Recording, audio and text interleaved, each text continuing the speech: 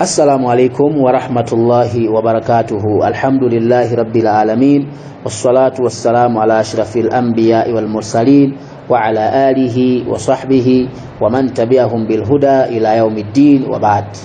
Omvera pano pa fi ta'ati llahi tahlul hayat, miyamike Mulungu subhanahu wa ta'ala ndikumfunira zabwino mtumiki Muhammadin sallallahu alayhi wasallam akubanja kwake maswahaba kumaso onse amene akusatira sunna kufikira siku la kiyama. Naam, tilimbuku limeneli ad-durusu ramadhaniya lil ummati al-muhammadiyya limeneli lalembedwa ndi as-sayyid Muhammad bin Abdullah bin Ali al-Aidrus. Mulungu subhanahu wa ta'ala asangalale nawo, Mulungu subhanahu wa ta'ala alandire ntchito yawo yabwino. Tilipa page number 25 kuona mmene ankakhalira mtumiki Muhammadin sallallahu alaihi wasallam Ramadhani imeneyi ikafika. Ndipo pa page number 25 pamenepa tikuphunzira kunena kuti mtumiki sallallahu alaihi wasallam adali opereka kuperekako kuolowa manjako ankachita mu mitundu yonse ya kuolowa manja. Menemo tafotokoza zokhuzana ndi kuolowa manja munkhani ya kuphunzitsa Chiislamu, kuolowa manja munkhani ya kupereka chuma chake chimene Allah adampatsa, komanso kuolowa manja pozitulutsa iye mwini wake kutuluka mtumiki sallama munjira ya Mulungu subhanahu wa ta'ala. Akuti wa fi idhahari dinihi wa hidayati ibadihi, mtumiki ankaolowa manja kwambirinso pochionetsera Chiislamu chichipembezochi osamachibitsa. Mwaphunzira sunna ya mtumiki Muhammad sallallahu alaihi wasallam, mwaphunzira kuti zikakamizo zimene Allah wakakamiza nchiyani musabise. Ena amabisa kumena kuti nyumba yathu ikhale nyumba imene Allah akusatiridwa, asiyeni aneba kuti zisiyana, osapanga zimenezo. Mukapanga choncho mukupeza chimo, mukubitsa maphunziro eniyo muli ndi chimo pamenepo. Ndi udindo wanu kuti inunso yani mmene mwayipezera dini, mwayimvesesa dini, mukuyichita dini, mukupanga zimene Allah walamula, zimene sunna za mtumiki Muhammad sallallahu alaihi wasallam nyumba pano zikupezeka, aneba onso tamawaphunzisani zimene zozo. Kuma kuwaphunzisako bil hikmati wal mau'izati al hasana, muzikhala kuti mukuwaphunzisa mwaubwino, mukuwaphunzisa mwamtendere, mukuwaphunzisa mwachikondi, mukuwaphunzisa mofuna kuwatengera kuti sangalalo cha Mulungu subhanahu wa ta'ala. Chifukwa nthawi zinatu anthu amene akupanga makani kumafuna kuti azindimvera, muziyang'ana kuti kodi pamene nimapita kukamphunzisa munthu uja ninapita mwanjira yanji, mawu amene ndinamuyankhula munthu uja ndamuyankhula mawu amtundu wanji. Nthawi zina mayankhulidwe athu, mapitidwe athu, mayendedwe athu, machitidwe athu azinthu amapangitsa kuti anthu atithawe, anthu asavomere uthenga umene tili nawo chifukwa cha kuchuluka kunyoza. Ndiye mtumiki sallama mwezi umene ukafika tikuti amapereka. Kupereka konso yani njira ina ya kupereka ndi idhaharu dini, yani kuiwonesera dini ya Kiislamu. Dini ya Kiislamu iwonesera bwanji? Iweyo ukwanilise malamulo a Mulungu subhanahu wa ta'ala, familia yako izikwanilisa malamulo a Mulungu subhanahu wa ta'ala, anako mkazi wako akwanilise malamulo a Mulungu subhanahu wa ta'ala. Mnyumbamo ndithudi mupezeke anwar, yani Qur'ani jeziwe lengedwa mmenemu, sunna za mtumiki zisatulidwa mmenemu. Ana akupita ku madrasa, mukamakhala pansi ndikumakangana kaya ndikumapanga meeting yanu inuyo ndi akazi wanuwo, pali tsiku limene munakhala pansi kunati ana athu sakupita ku madrasa, tipange bwanji kuti ana amenewa amdziwe Allah ndi mtumiki Muhammad sallallahu alaihi wasallam. Munaganizapo zimenezo? Ana amenewa kumapita ku madrasa kumeneko ndi idhaharu dini, yani kuonesera chipembedzo, kuonesera sikupanga matama. Naam, sizovala zimene anthu amavala basi, naam, si zimenezo. Mkanjo wina alisi masiku anu akuvala, mkanjo masiku anu wina aliyense akumavala, koma iniyo tapanga ndi zimene Allah akulamula, tapanga ndi zimene mtumiki Muhammad sallallahu alaihi wasallam akulamula. Makhalidwe anu nyumbamo, makhalidwe anu mu community akhale malingana ndi mmene Allah waphunzisira ndi mtumiki Muhammad sallallahu alaihi wasallam. Akuti wa hidayati ibadi, komanso ndikumawaongolera akapolo a Allah.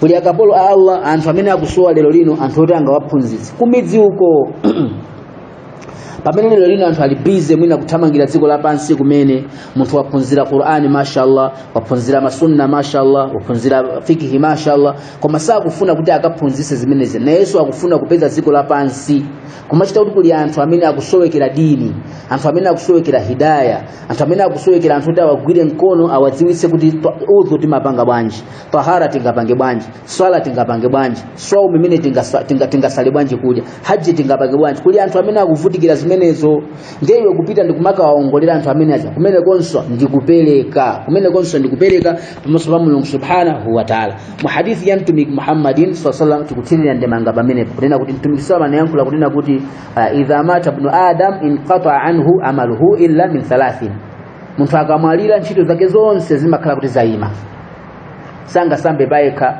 sanga vale paeka, ntchito zake zonse zaima. Mwana wa Adam akamwalira ntchito zake zimaima illa min thalathin, kupatula zinthu zitatu zimenezo zimapitirira. Ngakhale kuti munthu yadamwalira ka zaka 2000 zimene zapitazo, sawabu kapena machimo amakhala akuwapezabe chifukwa cha ntchito zimenezozo. Choyambirira sadaqatun jariya, ndi sadaka imene ndiyopitirira. Sadaka yopitirira ngati chani? Kudzala mitengo ya zipatso, kudzala mitengo ya mithuzi imene anthu azipumapo, naam, kukumba zisime zimene anthu azimwapo, kukumba mijiko, kuyika mipope, kumanga mizikiti, kumanga zipatala, kumanga maskulu, madrasa ana ziphunzira dini mmenemo, sadaqatun jariya. Kumanga misewu imene anthu azidutsamo mosavuta, sadaqatun jariya. Kugula mipando ije imene ukhalira anthu odwala kuchipatala, kugula zikukuzia zimene amayendera anthu amene akukanika kuyenda, sadaqatun jariya.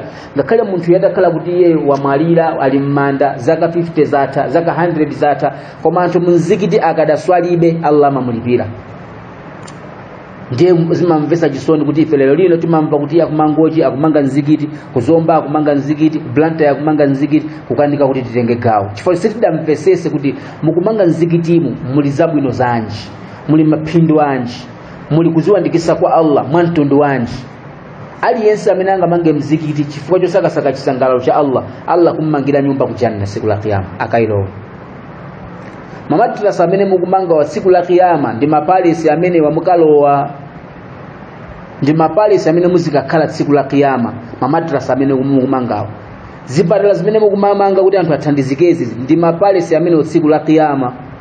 Chifukwa inu mukumanga zipatala zimenezo kufuna kusangalasa Allah ndi mtumiki Muhammadin sallallahu alaihi wasallam, kupangira khidma umma wa mtumiki Muhammadin sallallahu alaihi wasallam, kupangira khidma dini ya Mulungu subhanahu wa ta'ala. Sadaqatun jariya. Ndiye tumikana pitiriza unati yayi au ilmun yuntafa'u bi, kapena maphunziro amene munthu umaphunzitsa anthu ndikumapindula nawo. Maphunziro amenewo iwe ukamwalira zabwino zimabwera. Ndiye mukumva kuti austazi asiya kuphunzitsa sakupesedwa salary, austazi apangamwa kuti mwakuti. Naam, tipeze njira zimene tingamawathandizire maustazi athu. Makomo mukayandi minda ife tikudziwa kuti ndi osauka, ustazi watipeza. Ngati ni munda timpase munda, timuuze ustazi ife ndi anthu osauka tili ndi munda uwu zelimani. Mawa musazasiye kuphunzitsa dini ya Mulungu subhanahu wa ta'ala chifukwa china kuti sana kupaseni kanthu. Musazapange zimenezo. Amene ali ndikuthekera kumpasa ustazi business, asipanga ustazi business. Ustazi si ntchito yake kuti azidalira kulandira salary pamwezi ndikumatukanidwa chifukwa cha salary. Salary imene si salary, Allah akamulipira siku la kiyama, Allah akampasa zabwino siku la kiyama, Allah akampasa anwar siku la kiyama. Naam, kama munthu amene amapangira zabwino dini, Allah amampasa zabwino pa siku la pansi pano mpaka na siku la kiyama. Munthu amene akupangira khidma mtumiki Muhammad sallallahu alaihi wasallam, akhira kumaso dunia hii imampangira khidma iyeyo. Ndiye maustazi atuwa tiziwalemekeza.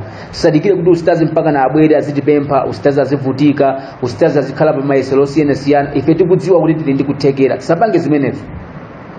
Au ilmun yuntafa'u bi, maphunziro amene ustazi akuphunzitsa lero lino Qur'an, hadithi, sunna za mtumiki Muhammad sallallahu alaihi wasallam, tahara tingapange bwanji, udhu tingapange bwanji. Zimenezo zonga kale ustazi chatamwalira kuti anamwalira 80 years imene yadusayo, anamwalira 1 million years imene yadusayo, sawabu zake zimampeza mmanda mwake siziduka.